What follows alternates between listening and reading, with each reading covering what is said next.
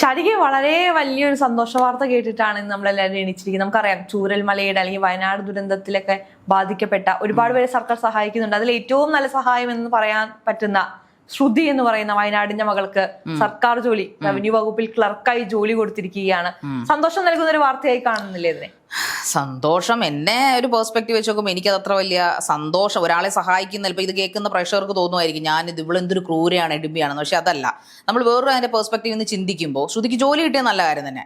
പക്ഷെ ഞാൻ ചോദിക്കട്ടെ, ഈ സർക്കാർ ജോലി അവർക്ക് റവന്യൂ വകുപ്പിൽ ക്ലർക്കായിട്ടാണ് കിട്ടിയിരിക്കുന്നത്. അതായത് ഒരുപാട് ഉദ്യോഗാർത്ഥികൾ ഇന്നും PSC ഒരു കിട്ടാക്കനിയായിട്ട് വർഷങ്ങളോളം തപസ്സനുസരിച്ച് പഠിക്കുകയും അവരുടെ ഏജ് ഓവർ ലിസ്റ്റിൽ വന്നിട്ടും ഏജ് ഓവർ ആയിക്കൊണ്ടിരിക്കുകയും ഏജ് ഓവർ ആയാലും ലിസ്റ്റ് പെടാതിരിക്കുകയും അതിന്റെ പേരിൽ ഹൈക്കോർട്ടിലും സുപ്രീം കോർട്ടിലും ജില്ലാ കോർട്ടിലും ഒക്കെ പോയി കേസ് കൊടുക്കുകയും ചെയ്യുന്ന ഒരു കാലത്തിലാണ് നമ്മൾ ജീവിക്കുന്നത്. ഇപ്പോൾ താങ്കൾക്കും അറിയാം, താങ്കൾ ഒരു പ്രാവശ്യം PSC എഴുതിയിട്ടുണ്ട്. ഞാൻ അതിനുവേണ്ടി കുറേ കാലം ഓടിയൊരു സ്ത്രീയാണ്. കാരണം ഇതിനൊക്കെ വരുന്നതിന് മുമ്പ് വീട്ടുകാർ എൻ്റെ സ്വന്തം ഇഷ്ടത്തിലല്ല കേട്ടോ, എൻ്റെ വീട്ടുകാരുടെ ഇഷ്ടത്തിന് ഞാനൊരു 5-10 വർഷം കോച്ചിങ് സെന്ററുകളിലും പോയി PSC പഠിക്കാനായിട്ട് പോയ ഒരാളാണ്. എനിക്കറിയാം ഞാൻ പഠിച്ചില്ലേലും ഞാൻ പഠിക്കാഞ്ഞോടാണ് എനിക്ക് കിട്ടാഞ്ഞത്. ഞാൻ പക്ഷെ എന്നാണ് ഞാൻ കരുതിയിരുന്നത്. പക്ഷെ പഠിച്ചാലും കിട്ടത്തില്ലെന്ന് എൻ്റെ കൂട്ടുകാരുടെ അനുഭവം കൊണ്ട് എനിക്ക് മനസ്സിലായി. എൻ്റെ സഹപ്രവർത്തകർ അല്ലെങ്കിൽ സഹപ്രവർത്തകരുടെ സഹപാഠികളുടെ അനുഭവം കൊണ്ട് എനിക്ക് മനസ്സിലായി. അപ്പോൾ ശ്രുതിക്ക് ജോലി കിട്ടിയ കാര്യമൊക്കെ നല്ല കാര്യം തന്നെ. അവർക്ക് ആരും ഇല്ലാത്തതാണ്. പക്ഷെ ഞാൻ ഇന്ന് രാവിലെ ശ്രീകണ്ഠനാഥ് സാറുടെ വാർത്ത കേട്ടപ്പോൾ ദുബായിലാണെന്ന് പറഞ്ഞത്. എനിക്ക് അറിഞ്ഞൂടല്ലോ, ബന്ധുക്കളുടെ കയ്യിലായിരിക്കാം മേ ബി. ഒരു പ്രോഗ്രാമിന് വേണ്ടി പോയതാണെന്ന് ഞാൻ മനസ്സിലായി. ശരി, എനിവേ എന്തെങ്കിലും ആയിക്കോട്ടെ. അത് അവർക്ക് എന്തായാലും അവരൊരു സർവൈവറാണ്, അവർ മരിച്ചിട്ടില്ല. ഷീസ് ഡെഫിനറ്റ്ലി അവരൊരു സ്ട്രോങ് വിമൺ ആയിട്ട് നിലകൊള്ളും എന്നൊരു കാര്യത്തിലൊരു തർക്കവുമില്ല. പക്ഷെ സർക്കാർ ഇങ്ങനെ എത്ര പേർക്ക് ജോലി കൊടുക്കും? നമ്മുടെ കഴിഞ്ഞ ഒരു പെരുമ്പാവൂർ റേപ്പ് ലോ സ്റ്റുഡന്റ്, അവരെ കൊന്നുകളഞ്ഞ് അവരെ റേപ്പ് ചെയ്ത് അതിക്രൂരമായി കൊന്ന് അങ്ങനെ കുറെ പ്രശ്നങ്ങളൊക്കെ ഉണ്ടായതിനു ശേഷം അവരുടെ സഹോദരന് സർക്കാർ ജോലി കൊടുത്തിരുന്നു. സഹോദരൻ കഴിഞ്ഞ ദിവസം ആത്മഹത്യ ചെയ്തതായിട്ടാണ് ഞാൻ വാർത്തയിൽ വായിച്ചത്. എൻ്റെ തെറ്റാണോ നല്ല തെറ്റാണെങ്കിൽ സദയം പ്രേക്ഷകർ ക്ഷമിക്കണം. അയാൾ മരിച്ചു എന്നാണ് അറിഞ്ഞത്. അയാൾക്ക് ജോലി കൊടുത്തതിന്റെ ചേതോവികാരം എനിക്ക് മനസ്സിലായിട്ടില്ല. ഞാൻ ചോദിക്കട്ടെ, ഇപ്പോ സർക്കാർ ഒന്നും ചെയ്യാതിരിക്കുന്നതിനേക്കാൾ എത്രയോ നല്ലതല്ലേ ചിലർക്കെങ്കിലും സർക്കാർ ആ പരിഗണന കൊടുക്കുന്നത്? ഈ പരിഗണന കൊടുക്കുന്നവർ ആരും അർഹതപ്പെടാത്തവരല്ല എന്നുള്ളത് നമ്മൾ മനസ്സിലാക്കേണ്ട ഒരു കാര്യമല്ലേ? ഇപ്പോ ശ്രുതിയുടെ അർഹതയുള്ളവരാണെന്നാണോ പിന്നെ ശില്പ പറയുന്നത്? ശ്രുതിയുടെ കാര്യം ഒന്ന് എടുത്തു നോക്കും. ശ്രുതിയുടെ വീട്ടുകാരെ മുഴുവനായി നഷ്ടപ്പെട്ടത്. അവസാനം ജെൻസൺ കൂടെ ഉണ്ടാവും എന്നുള്ള പ്രതീക്ഷയിൽ ജീവിക്കാൻ തുടങ്ങിയപ്പോഴാണ് ജെൻസണിന് ഒരു വാഹനാപകടത്തിൽ നഷ്ടപ്പെടുന്നത്. ഒറ്റയ്ക്കായി പോയ ഒരു പെൺകുട്ടിക്ക് തണലാകുന്നത് ഒരു തെറ്റാണെന്നാണോ ശാരിക പറഞ്ഞത്? അതൊരു തെറ്റല്ല. പക്ഷെ ഒറ്റയ്ക്കായി പോയ ഒരുപാട് ആൾക്കാർ, അങ്ങനെയാണെങ്കിൽ COVID-19 ഈ ലോകം കണ്ടതിൽ ഏറ്റവും വലിയ മഹാമാരി, ആ മഹാമാരിയിൽ എത്ര പേർക്ക് ജോലി നഷ്ടപ്പെട്ടു? എത്ര പേരെ സർക്കാർ സഹായിച്ചു? എത്ര NRIകൾ തിരിച്ചു വന്ന് 8 നില പൊട്ടി ജീവിക്കുന്നു? ഇന്നും അതുങ്ങൾ അവിടെ റെസ്റ്റോറന്റ് ഉടമകളും അവിടുത്തെ കഫറ്റേറിയ ഓണേഴ്സും അവിടുത്തെ നല്ല രീതിയിൽ ജീവിച്ചിരുന്ന ആൾക്കാർ നാട്ടിൽ വന്ന് കൂലിപ്പണിക്ക് പോകുന്നു. എനിക്ക് പേഴ്സണലി ഞാൻ കഴിഞ്ഞ ദിവസം കണ്ടൊരു മനുഷ്യനുണ്ട് അവിടുത്തെ ഒരു കൊച്ചിയിലൊരു ഹോട്ടൽ. ആ മനുഷ്യൻ ഞാൻ ഒരു ആങ്കറാന്ന് കണ്ടെന്ന് പരിചയപ്പെട്ടു. ആ മനുഷ്യൻ NRI ആയിരുന്നു. നാട്ടില് ഗൾഫിലെ മക്ഡൊണാൾഡ്സിലെ ചീഫ് മാനേജറായിട്ട് വർക്ക് ചെയ്യുന്ന ഒരു മനുഷ്യൻ. ആ നാട്ടിലൊരു സാധാരണ ഹോട്ടലിൽ അദ്ദേഹം ഒരു സാധാരണ സൂപ്പർവൈസറായിട്ട് വർക്ക് ചെയ്യുവാണ്. സർക്കാർ അദ്ദേഹത്തിന് ഒരു സംരംഭം തുടങ്ങാൻ സർക്കാർ സമ്മതിക്കുന്നില്ലെന്നാണ് അദ്ദേഹം പറയുന്നത്, കോവളത്ത്. ഞാൻ പറയട്ടെ, ഈ കോവിഡ് സമയത്ത് ഒരുപാട് പേർക്ക് ജോലി നഷ്ടപ്പെട്ടു, ഒരുപാട് പേര് ഇത്തരത്തിലുള്ള ദുരിതങ്ങളിലായി. അതെല്ലാം സമ്മതിക്കുന്ന കാര്യങ്ങളാണ്. പക്ഷെ ആ സമയത്ത് സർക്കാർ കൈത്താങ് നൽകിയില്ലെന്ന് നമുക്ക് പറയാൻ പറ്റില്ല. സർക്കാർ ആനുകൂല്യങ്ങൾ നൽകിയിരുന്നു, അതല്ലെങ്കിൽ അതിന് തക്കതായ ലോണുകൾ അല്ലെങ്കിൽ അത്തരത്തിലുള്ള കാര്യങ്ങളെല്ലാം സർക്കാർ പ്രൊവൈഡ് ചെയ്തിട്ടുണ്ട്. അതൊരു കൂട്ടം ആൾക്കാരെ ബാധിച്ചു. വയനാട് ദുരന്തവും ഒരു കൂട്ടം ആൾക്കാരെ ബാധിച്ചതാണ്. പിന്നല്ലാതെ അതിൽ ഏറ്റവും കൂടുതൽ ഇന്നും 46ഓളം പേര് ആൾക്കാർ ഭൂമിക്കടി കിടക്കുവാണ്. അവരെന്താ കുഴിച്ചെടുക്കാത്ത? എന്താ സർക്കാർ പ്രയത്നങ്ങൾ നടത്തുന്നില്ല? പരാജയപ്പെട്ടു പോയതല്ലേ? പരാജയം എന്തിനാ? പൈസയുടെ കാര്യത്തിൽ മാത്രമേ അവർക്ക് പരാജയമുള്ളൂ. ഇന്ന് കഴിഞ്ഞ എന്തൊരു വൃത്തികേടുകളുണ്ട്. കഴിഞ്ഞ 2 മാസമുള്ള വാർത്ത ഞാൻ പത്രത്തിൽ വായിച്ചാണ്. അതായത് പുഴു വരിച്ച അരിയാണ് മുണ്ടക്കയിലെ അല്ലെങ്കിൽ ചൂരൽമലയിലെ റേഷൻ കടകളിൽ നിന്ന് കിട്ടുന്നത്. അതൊക്കെ എന്ത് ആഭാസമാണ്, എന്ത് ആഭാസം! അതൊക്കെ തെറ്റാണ്, ഞാൻ അംഗീകരിക്കുന്നു. ഞാൻ സർക്കാരിനെ ന്യായീകരിക്കും. ഞാൻ ശ്രുതിക്ക് ജോലി കൊടുത്ത് തന്നെ തെറ്റ് പറയില്ല. അപ്പൊ കാണുന്നവർ വിചാരിക്കും ഇവർക്ക് എന്ത് ഇത്ര ചോർച്ചു, ഇവൾക്ക് PSC. എനിക്ക് ഒരു താല്പര്യം ഇല്ലാത്തൊരു ജോബാണ് PSC. ലോകത്തിന്റെ നമ്മുടെ മലയാളികൾക്ക് മാത്രമേ ഉള്ളൂ ഗവൺമെന്റ് ജോലി പ്രാന്തായിട്ട് കൊണ്ട് നടക്കുന്നവരുമാരും അവളുമാരും. അതായത് ലൈഫ് ലോങ് ഗവൺമെന്റ് ജോലി കിട്ടിയാൽ മാത്രമേ സെറ്റാവും നീന്തിക്കുന്ന ഒരു വിഡ്ഢി ചിന്താഗതിയാണ്. കാരണം അവനവന്റെ പാഷൻ മറന്ന് അവനവന്റെ കഴിവുകളെല്ലാം ഒരു കുപ്പിക്കകത്തേക്ക് ഡപ്പയ്ക്കകത്തേക്ക് അടച്ചു വെച്ചിരിക്കുന്ന ഭൂതത്തെ പോലെ ജീവിക്കേണ്ടി വരുന്ന ഒരു ജോലിയാണ് സർക്കാർ ജോലി. അതുമാത്രം പാഷനായിട്ടുള്ളവര്. അതുകൊണ്ടാണ് ഈ സർക്കാർ ഉദ്യോഗസ്ഥർ നമ്പായിട്ടിരിക്കുന്നത്, മനസ്സിലായോ? പൈസയ്ക്ക് വേണ്ടി മാത്രമാണ് എനിക്ക് തോന്നുന്നു 50% ആൾക്കാരും PSC ജോലി കഷ്ടപ്പെട്ട് എഴുതി പഠിച്ച് അവിടെ കുത്തിയിരിക്കുന്നത്. അതുകൊണ്ട് എന്തായി? നാട്ടുകാർക്ക് ഒരു പ്രയോജനമില്ല. കയറി ചെല്ലുമ്പോഴും നാട്ടുകാരെ മാസങ്ങളോളം ഒരു നിസ്സാര സർട്ടിഫിക്കറ്റ് വേണ്ടി നടത്തുന്ന ആ ഒരു നെഗളിപ്പാണ്. നിങ്ങൾ പലവട്ടം ശില്പ സർക്കാർ ഓഫീസിൽ കയറിയിട്ടുണ്ടോ എന്ന് എനിക്ക് അറിഞ്ഞിട്ടുണ്ട്. അവിടെ കയറുമ്പോൾ നമുക്കറിയാം വളരെ 10% ആൾക്കാർ, ബാക്കി 90% ഉദ്യോഗസ്ഥർ, അല്ലെങ്കിൽ ഒരു 70% കുടിക്കും, 30 വിടാം നമുക്ക്, 70% ഉദ്യോഗസ്ഥരും പോയിട്ട് വരും, നാളെ കാണാം, അല്ലെങ്കിൽ അങ്ങനെ നമ്മളിട്ട് വലിപ്പിക്കുന്ന ആൾക്കാരാണല്ലോ. അതിന്റെ ഒരു അവർക്ക് അവരുടേതായ റീസൺസ്, എന്ത് റീസൺസ്?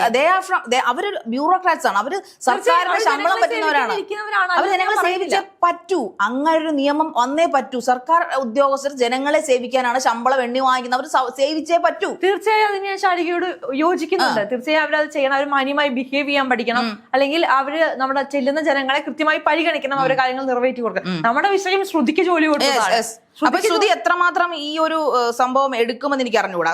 ശ്രുതി ഈ റവന്യൂ ഡിപ്പാർട്ട്മെന്റിലെ ക്ലറിക്കൽ പോസ്റ്റിലേക്ക് വരാൻ എത്രയോ കുട്ടികൾ അഹോരാത്രം പ്രയത്നിക്കുന്നു. ഒരു LD ക്ലർക്കിന്റെ പരീക്ഷയിൽ വിദ്യാർത്ഥികളുടെ എണ്ണം താങ്കൾ കണ്ടിട്ടുണ്ടാവും അല്ലെ?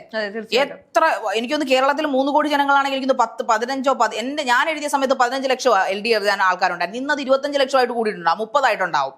അപ്പൊ അതിനിടയ്ക്ക് ഒരാൾക്ക് മാത്രം, അല്ലെങ്കിൽ ഒന്നോരോ ഇങ്ങനെ ദുരന്തം സംഭവിക്കുന്ന എന്തുകൊണ്ട് കൊടുക്കുന്നു? വേറെ ഒരു സംരംഭം തുടങ്ങാൻ അവർക്ക് അവസരം ഇട്ട് കൊടുക്കായിരുന്നു സർക്കാർ. ഞാൻ ചോദിക്കട്ടെ, കഴിഞ്ഞ ദിവസം വയനാട്ടിലെ ഒരു വാർത്തയാണ് വന്നത്. ജൂലൈ 30th എന്ന് പറഞ്ഞാൽ, ആഫ്റ്റർ ജൂലൈ 30th എന്ന് പറഞ്ഞൊരു ഹോട്ടൽ, ഒരു മനുഷ്യന് NRI ആണ്, ആ കുടുംബത്തിന്റെ 15ഓളം ആൾക്കാരെയാണ് ആ മനുഷ്യൻ നഷ്ടപ്പെട്ടത്. സ്വന്തം ഭാര്യ, 2 മക്കൾ, അമ്മ, അച്ഛൻ, പെങ്ങള്, എല്ലാവരും മരിച്ചു. ആ മനുഷ്യനെ ഉള്ളൂ, ഇനി ആ ഫാമിലി ഒറ്റൊരാളേ ഉള്ളൂ. അയാളും ഈ ശ്രുതിയും തമ്മിൽ എന്താണ് വ്യത്യാസം? അയാൾ ഒരു ചെറുപ്പക്കാരനാണ്, അയാൾക്ക് എന്തുകൊണ്ട് എങ്കിൽ ലാസ്റ്റ് വീട് സെർവന്റ് ആയിട്ട് ജോലി കൊടുത്തു? ചോദിക്കട്ടെ, ഇപ്പൊ നമ്മൾ അർജുന് കാണാതായ ശേഷം അർജുൻ മരിക്കേണ്ടായി, അർജുന്റെ കുടുംബത്തിന് സർക്കാർ നഷ്ടപരിഹാരം കൊടുത്തു. എത്രയോ പേര് ഇതുപോലെ കാണാതാവുന്നുണ്ട്, മരിക്കുന്നുണ്ട്. അത് ഞാൻ ആ പോയിന്റ് വിട്ടുപോയി. അർജുന്റെ ഭാര്യയ്ക്ക് ജോലി കൊടുത്തല്ലോ. അർജുന്റെ ഭാര്യയ്ക്ക് എന്ത് കാര്യത്തിന്? അത് ആക്ച്വലി ഒരു മാതൃകയായിട്ടാണ് ഞാൻ അതിനെ കണക്കാക്കുന്നത്. കാരണം ഇതെല്ലാം സോഷ്യലി സെൻസേഷണൽ ആയ വാർത്തകളാണ്. ഇതൊക്കെ സർക്കാരിന്റെ വെറും ജനങ്ങളുടെ കണ്ണിൽ പൊടിയിടാനുള്ള വെറും PR വർക്കിന്റെ ഒരു ഭാഗമായിട്ട് എനിക്ക് തോന്നുന്നു. അല്ല ശ്രുതിയോടോ സ്നേഹം കൊണ്ടൊന്നും അല്ല സർക്കാർ ജോലി കൊടുത്തിരിക്കുന്നത്. അതിനെ എനിക്ക് അംഗീകരിക്കാൻ സാധിക്കില്ല. കാരണം എന്തുകൊണ്ട് സർക്കാർ നമ്മുടെ ഒപ്പം ഉണ്ടാവും, അല്ലെങ്കിൽ ഇത്തരത്തിലുള്ള ദുരന്തങ്ങൾ ഉണ്ടെങ്കിൽ സർക്കാർ നമുക്കൊപ്പം ഉണ്ടാവും എന്ന് കാണിച്ചു തരാനുള്ള കാണിച്ചു തരിക, കാണിക്കുക, ഷോ ഓഫ്. ദാറ്റ്സ് ആ പോയിന്റ്. ഇംഗ്ലീഷിൽ കറക്റ്റ്, മലയാളത്തിൽ എനിക്ക് അറിഞ്ഞുകൂടാ. ഇംഗ്ലീഷ് പറയുകയാണെങ്കിൽ ഷോ. ഞാൻ പറയുന്നത് ഒരു മോഡലാണ്, അല്ലെങ്കിൽ ഒരു മോഡലായിട്ട് നമ്മൾ അതിനെ കണക്കാക്കണം എന്നുള്ളതാണ് ഞാൻ പറഞ്ഞിരിക്കുന്നത്. അല്ലാതെ ഷോ ശരി ഇതില് ശില്പയെ പോലുള്ള യുവാക്കളെ തെറ്റിദ്ധരിപ്പിക്കുക മാത്രമാണ് സർക്കാർ ചെയ്യുന്നത്. അടുത്ത പ്രാവശ്യം അവരെന്താ ചിന്തിക്കുന്നുണ്ടോ? ഇനി ഒരു 5 വർഷക്കാലം, ഇനി ഒരു വർഷം, 2 വർഷം കഷ്ടേ ഉള്ളൂ സർക്കാരിന്. അവരിനി ചിന്തിക്കുന്നുണ്ടോ പ്രതിപക്ഷം വീക്ക് ആയതുകൊണ്ട്? നമ്മുടെ പ്രതിപക്ഷം വീക്കാ അല്ല, സ്വാഭാവികമായിട്ട് അവരൊക്കെ നമുക്കൊന്നും പറയാനില്ല. പക്ഷേ പ്രതിപക്ഷം വീക്ക് ആയതുകൊണ്ട് ഇനി അവർക്കൊരു അഹങ്കാരം ഉണ്ട് ഉള്ളിൽ, ഞങ്ങൾ തന്നെ വരുമെന്ന്. പക്ഷെ വരില്ല. ഞാൻ ചോദിക്കട്ടെ, പിണറായി സർക്കാർ ഇനിയും ഭരണത്തിൽ വേണമെന്ന് ആഗ്രഹിക്കാത്ത ഒരാളാണ് ഞാൻ. നല്ല കാര്യം ഞാനും വിചാരിക്കും. കറുത്ത യുഗം അവസാനിക്കട്ടെ. അതെ, അവസാനിക്കട്ടെ. ഞാൻ പറയുന്നത് എന്താന്ന് വെച്ച് കഴിഞ്ഞാൽ, പിണറായി സർക്കാരിന് അടുത്ത യുഗം വരുമോ ഇല്ലയോ എന്നുള്ളതൊക്കെ ജനങ്ങളുടെ കയ്യിലാണ്. ശ്രുതിക്ക് ജോലി കൊടുത്തതുകൊണ്ടോ അർജുന്റെ ഭാര്യയ്ക്ക് ജോലി കൊടുത്തതുകൊണ്ടോ പിണറായി സർക്കാർ ഭരണത്തിൽ വരാൻ പോകുമെന്ന് എനിക്ക് തോന്നുന്നില്ല. കാരണം അതിലും 100 മടങ്ങാണ് പിണറായി വിരുദ്ധ വികാരം കേരളത്തിൽ ഉണ്ടായിക്കൊണ്ടിരിക്കുന്നത്. അതുകൊണ്ട് ഇതൊന്നും അതിനെ ബാധിക്കുന്ന ഒരു കാര്യമായി ഞാൻ വിഷയമായിട്ട് ഞാൻ ഈ പറയുന്ന പോലെ അർജുൻ സർക്കാർ ഉദ്യോഗസ്ഥനായിരുന്നില്ല. സർക്കാർ ഉദ്യോഗസ്ഥന ലോറി ഡ്രൈവർ ആയിരുന്നു. അദ്ദേഹം നല്ലപോലെ കഷ്ടപ്പെട്ട് ജീവിച്ച, നമുക്ക് എല്ലാവർക്കും വേദനിപ്പിക്കുന്ന ഒരു വ്യക്തിയായി മാറിയ ഒരു മനുഷ്യൻ. അർജുന്റെ കാര്യത്തിൽ ഞാൻ ഒരുപാട് വാർത്തകൾ ചെയ്തിട്ടുണ്ട്. അയാളെ പേഴ്സണലി എനിക്ക് ഇഷ്ടമാണ്. അറിയത്തില്ലെങ്കിൽ കൂടി അയാളെ മരണത്തിൽ വേദനിക്കുന്ന ഒരാളാണ് ഞാൻ. പക്ഷേ അവരും കുറെ വിവാദങ്ങളൊക്കെ ഉണ്ടാക്കി. എനിവേ, അത് അവിടെ നിൽക്കട്ടെ, നമ്മുടെ വിഷയമല്ല. പക്ഷെ അർജുന്റെ ഭാര്യയ്ക്ക് ജോലി കൊടുക്കും. ഇവർക്കൊരു സംരംഭം വേണമെങ്കിൽ ഒരു സംരംഭം ഇട്ട് കൊടുക്കായിരുന്നു അവർക്ക്. അവിടെ ഒരു അക്ഷയ പോലെയോ അല്ലെങ്കിൽ ഒരു ബിസിനസ്സോ, ശാശ്വതമായ സർക്കാർ ജോലിയിലേക്ക് എത്തിപ്പെടുന്നത്. അപ്പൊ ഞാൻ ചോദിക്കട്ടെ, മറ്റു ദുരന്തങ്ങൾ അനുഭവിക്കുന്ന ആൾക്കാർക്ക് എന്തുകൊണ്ട് സർക്കാർ അത് ചെയ്യുന്നില്ല? അപ്പൊ അവർക്ക് കൊടുക്കാൻ പറ്റില്ല. അവർക്ക് പ്രിയപ്പെട്ട, അവർക്ക് ജനങ്ങളിൽ കണ്ണിൽ പൊടിയിടാൻ പറ്റുന്ന അർജുന്റെ വൈഫൊക്കെ സർക്കാരിന് പ്രിയപ്പെട്ടെന്ന് പറഞ്ഞു കഴിഞ്ഞാൽ സർക്കാരിന് ജനങ്ങളെ കയ്യിലെടുക്കാൻ, ജനങ്ങൾക്ക് പ്രിയപ്പെട്ടവർക്ക് മാത്രം മതിയോ സർക്കാർ ജോലി? പഠിക്കുന്നവർക്ക് സർക്കാർ ജോലി, അതാണോ PSCയുടെ നിയമം? പഠിക്കുന്നവർക്ക് സർക്കാർ ജോലി കിട്ടാതിരിക്കുന്നുണ്ട്. ജനങ്ങൾക്ക് പ്രിയപ്പെട്ടവരെ ജനങ്ങൾ സഹായിക്കണം, അല്ലാതെ സർക്കാരല്ല സഹായിക്കേണ്ടത്. ജനങ്ങൾക്ക് പ്രിയപ്പെട്ടവരെന്ന് പറയുന്നത് അതൊരു തരം മുട്ടാപ്പോക്ക് നയമാണ്. PSCക്ക് ഒരു നിയമമുണ്ട്. അർജുന്റെ ഭാര്യയ്ക്കും ഒന്നും ജോലിയോ അല്ലെങ്കിൽ തക്ക പരിഗണനകളോ കൊടുത്തില്ലായിരുന്നെങ്കിൽ ഇരിക്കുന്ന ശാരിക വരെ ഇങ്ങനെ സംസാരിക്കുമായിരുന്നു. പരിഗണന കൊടുക്കണം, അത് ഞാൻ കൊടുക്കണം ഒരിക്കലും പറയില്ല. ഇങ്ങനെയല്ല പരിഗണന കൊടുക്കേണ്ടത്. മരിക്കുന്നവർക്ക്, റേപ്പ് ചെയ്യപ്പെടുന്നവരുടെ അച്ഛനും അമ്മയ്ക്കും, ഈ അതിജീവിതം എന്ന് പറയാൻ പറ്റത്തില്ല, നിയമവിദ്യാർത്ഥിനി, ഈ പെരുമ്പാവൂരിലെ നിയമവിദ്യാർത്ഥിനിക്ക് എന്ത് നീതിയാണ് കിട്ടിയത്? ഇപ്പോഴും പറയുന്നുണ്ട് അയാളല്ല. അങ്ങനെ പല കിംവദന്തികളും വരുന്നുണ്ട്. നമ്മുടെ ട്രെയിനിൽ വെച്ച് ചാടി മരിച്ച ഒരു വികലാംഗൻ റേപ്പ് ചെയ്ത് അതിക്രൂരമായി കൊന്നിട്ട് അവൻ ഇപ്പോഴും അതിനകത്ത് കിടക്കല്ലേ? അവനാരും തൂക്കി കൊന്നിട്ടില്ലല്ലോ. അപ്പൊ അവർക്കൊക്കെ ഞാനൊന്ന് പറയട്ടെ, നമ്മുടെ റേപ്പ് ചെയ്യപ്പെട്ട അല്ലെങ്കിൽ അങ്ങനെ അതിക്രൂരമായി കൊല്ലപ്പെട്ട കുട്ടികൾക്കോ യുവതികൾക്കോ ഒന്നും നീതി കൊടുക്കാത്ത ഒരു സംസ്ഥാന സർക്കാരാണ് നമുക്കുള്ളത്. എന്നിട്ട് പറഞ്ഞാൽ പ്രതിയെ പിടിച്ചു, അതെന്ത് പ്രയോജനം? പ്രതിയെ പിടിച്ചിട്ട് എന്നാ വിശേഷം? അവന് ശിക്ഷയില്ല. അവിടെ കിടന്ന് 4 ചപ്പാത്തിയും ചിക്കൻ കറിയും ബിരിയാണിയും ഒക്കെ ആഴ്ചയ്ക്ക് വെട്ടുന്ന എന്ത് രീതിയാണ് ഇത്? കഷ്ടങ്ങളായിട്ടുള്ളതാ. അങ്ങനെ ഇരയ്ക്ക് നീതി കൊടുക്കാതിരിക്കുകയും ഇരയുടെ ബന്ധുക്കൾക്ക് ജോലി കൊടുത്ത് സംതൃപ്തിപ്പെടുത്തുകയും ചെയ്യുന്ന എന്ത് ലോജിക്കാണ് സംസ്ഥാന സർക്കാരിന് ഈ PSCയുമായിട്ടുള്ള എന്താ ബന്ധം? ഞാൻ ചോദിക്കട്ടെ, ഇപ്പൊ ഈ തൂക്കിക്കൊല്ലുന്നതിനെ കുറിച്ച് പറഞ്ഞ അവസാനമായി എന്നാണ് കേരളത്തിൽ ഒരു തൂക്കിക്കൊല നടന്നതെന്ന് ശരിക്ക് പറയാൻ പറ്റുമോ? എത്രയോ വർഷങ്ങൾ പിണറായി സർക്കാരിന് എന്തുകൊണ്ട് തൂക്കിക്കൊല്ലുന്നില്ല? അതുകൊണ്ടാണല്ലോ കുഞ്ഞുങ്ങളെ നിയമവ്യവസ്ഥകൾ ഉള്ളത്. നിയമവ്യവസ്ഥ നോക്കിയിരുന്നാൽ നമ്മുടെ മക്കൾ വളർന്നു മക്കൾ. ഞാനൊരു അമ്മയാണ്, എനിക്കൊരു മകളാണുള്ളത്, അതുകൊണ്ട് എനിക്ക് ഭീതിയാണ് കേരളത്തിൽ ജീവിക്കാൻ. തീർച്ചയായിട്ടും ഞാൻ ഒരു പെണ്ണെന്ന നിലയ്ക്ക് എനിക്കും പേടിയുണ്ട് ഇവിടെ ജീവിക്കാൻ. എന്തുകൊണ്ടാണ് നമ്മുടെ നേരെ ഒരുത്തൻ കൈവക്കുന്നത്? എന്തുകൊണ്ടാണ് നമ്മുടെ ആവശ്യമില്ലാത്ത അവന്റെ അമ്മയ്ക്കോ അവന്റെ പെങ്ങൾക്കോ ഇല്ലാത്തതിലൊന്നും കൂടുതൽ എനിക്കോ ശില്പയ്ക്കോ ഇല്ല. പറയുന്നത് അത് സർക്കാരിന്റെ പിഴവായിട്ടല്ല, അത് ജുഡീഷ്യറിയുടെ പിഴവാണെന്നാണ് ഞാൻ മനസ്സിലാക്കുന്നത്. കാരണം ഒരാളെ തൂക്കിക്കൊല്ലാൻ വിധിച്ചു കഴിഞ്ഞാൽ പിന്നീട് അതിന് കൺസെഷൻ കൊടുക്കുന്നതും അല്ലെങ്കിൽ അതുമായി ബന്ധപ്പെട്ട് അത് നീട്ടിക്കൊണ്ടുപോകുന്നതും അതല്ലെങ്കിൽ അത് വീണ്ടും എന്താ പറയാ ജീവപര്യന്തമായി വെട്ടിക്കുറയ്ക്കുന്നതും എല്ലാം കോടതികളാണ്. അത് സർക്കാർ ചെയ്യുന്ന കാര്യങ്ങളല്ല. സർക്കാർ തൂക്കിക്കൊള്ളണമെന്ന് ആവശ്യമില്ല. അതെന്തോ ആയിക്കോട്ടെ. എന്തായാലും ഞാൻ പറയുമ്പോഴും അതൊക്കെ നമുക്കിങ്ങനെ നിയമങ്ങൾ പറയുമ്പോൾ നീതി കിട്ടാതെ പോവുകയാണ്. അത് നമുക്ക് നിഷേധിക്കാൻ പറ്റത്തില്ല. നീതി കിട്ടാതെ പോവുകയാണ് അവരുടെ അമ്മയ്ക്കും അല്ലെങ്കിൽ ഈ പറയുന്ന ആർക്കെങ്കിലും ഒക്കെ നീതി കിട്ടുന്നതിന്റെ ശാരീരിക പുച്ഛിക്കരുതെന്നാണ് ഞാൻ പുച്ഛിക്കുന്നില്ല. ഞാൻ തീർച്ചയായിട്ടും ശ്രുതിയുടെ കാര്യത്തിൽ എനിക്ക് നല്ല ആ വാർത്ത കേട്ടപ്പോൾ ഒരുപാട് ഞാൻ വിഷമിച്ചു. ദൈവമേ ആ കുഞ്ഞ്, പക്ഷെ എനിക്ക് ആ കുട്ടിയുടെ മുഖം കണ്ടപ്പോൾ അവൾ ഉറപ്പായിട്ടും ഒരു ഫിനിക്സ് പക്ഷിയെ പോലെ, അവളൊരു ഫിനിക്സ് പക്ഷിയെ പോലെ ഉറപ്പായിട്ടും അവൾ ചിരിച്ചത് കണ്ടപ്പോൾ എനിക്ക് ഫിനിക്സ് പക്ഷിയെ പോലെ ഉയർന്നു വരുന്ന നല്ല റെസ്പെക്ട്. അവൾ മരിച്ചില്ല. ഇപ്പോഴത്തെ നിസ്സാര കാര്യങ്ങൾക്ക് ആത്മഹത്യ ചെയ്യുന്ന യുവതികളെ വെച്ച് നോക്കുമ്പോൾ ഇത്രയും വലിയ ദുരന്തം താങ്ങിയിട്ടും അവൾ ലൈഫിൽ ഒരിക്കലും തോക്കില്ല. അതെനിക്ക് നല്ല ഉറപ്പുണ്ട്. പക്ഷേ ആസ് എ പേഴ്സൺ എന്ന നിലയിൽ എനിക്ക് ഇഷ്ടമാണ് ആ കുട്ടിയെ. ബട്ട് സർക്കാർ ഈ കാണിക്കുന്ന വൃത്തിയുടെ മറ്റ് ഉദ്യോഗാർത്ഥികളെ ഒരുപാട് ആത്മഹത്യയുടെ വക്കോളം വരെ നിൽക്കുന്ന PSC ഉദ്യോഗാർത്ഥികളെ എനിക്കറിയാം. തലമുണ്ടനം ചെയ്യുക, റോഡിൽ കിടന്ന് ഉരുളുക, സെക്രട്ടേറിയറ്റിന് മുമ്പിൽ കിടന്ന്, ഇതൊന്നും സർക്കാർ കാണുന്നില്ല. എത്രയോ ആൾക്കാരുടെ ഏജ് ഓവറായി കഷ്ടപ്പെട്ട് 3-4 വർഷം ലിസ്റ്റുകളിൽ വന്ന് എല്ലാം ഉറക്ക ഒളിച്ച് അവരുടെ കുഞ്ഞുങ്ങളെ, എനിക്കറിയാം കുഞ്ഞുങ്ങളെ വരെ പുറത്ത് തോളത്ത് തൂക്കിയിട്ടിരുന്ന് പഠിക്കുന്ന അമ്മമാരെ കണ്ടിട്ടുണ്ട് ഞാൻ PSC ക്ലാസ്സുകളിൽ. അങ്ങനെയുള്ള അവരൊന്നും റാങ്ക് ലിസ്റ്റ് വരാഞ്ഞിട്ടല്ല, റാങ്ക് മേടിക്കാഞ്ഞിട്ടുമല്ല.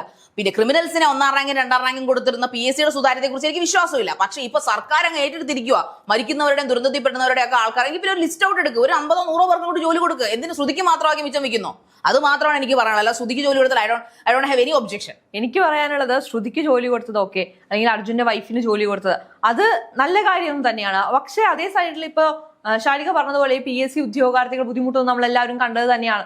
അവരെയും പരിഗണിക്കണം. പക്ഷെ അതിന് നമുക്ക് ഇതിനെ കുറ്റം പറയാൻ സാധിക്കില്ലെന്നാണ് ഞാൻ പറയുന്നത്. കുറ്റം പറയുന്നത് വരുന്നില്ല, അവരെ പരിഗണിക്കാത്തതുകൊണ്ടാണ് കുറ്റം പറയുന്നത്. പരിഗണിക്കേണ്ട സർക്കാരിന്റെ ഉത്തരവാദിത്തം, മറ്റൊരു ഉത്തരവാദിത്തം അവർ നിറവേറ്റുന്നു. മറ്റൊരു ദുരന്തം ഇത്രയും ആൾക്കാരുടെ വിഷമങ്ങൾ മനസ്സിലാക്കിയ പറ്റും. എത്ര നാളെ ഇപ്പൊ ഒരു PSC ലിസ്റ്റ് ആൾക്കാരെ എടുത്തിട്ട് അതിനെ